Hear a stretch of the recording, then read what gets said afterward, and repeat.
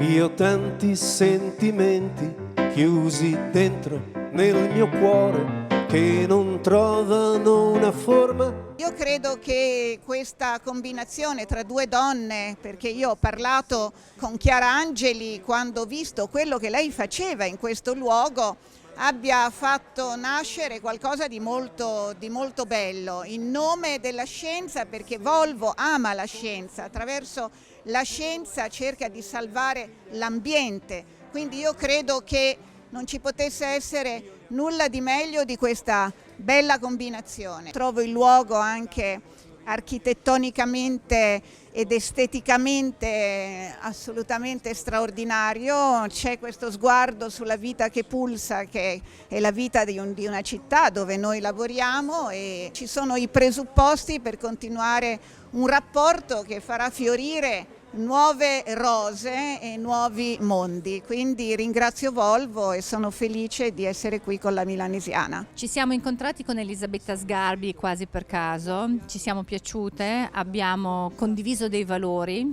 abbiamo condiviso una stessa visione dell'arte e di quello che rappresenta.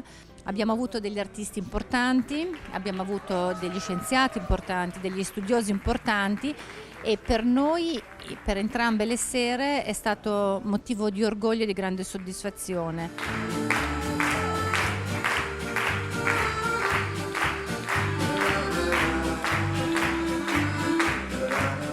C'era un pubblico intanto numerosissimo, quindi ogni serata registrava il tutto esaurito, e poi siamo riusciti a mettere in atto questo programma di coniugare almeno due arti, cioè la scienza e la musica, ma anche la letteratura, perché in una serata abbiamo avuto il premio Goncourt Hervé Letellier, abbiamo avuto Pier Giorgio Di Freddi, abbiamo avuto Aurelio Picca, e nella seconda serata abbiamo sentito dei veri e propri scienziati, leggendaria Jennifer Ackerman parlando degli uccelli, ma anche Vallortigara e Andrea Moro. Però non poteva mancare il dialogo con la musica, perché la Milanesiana ha un lungo sottotitolo che è l'emblema del dialogo tra le arti. Non ci lasceremo mai.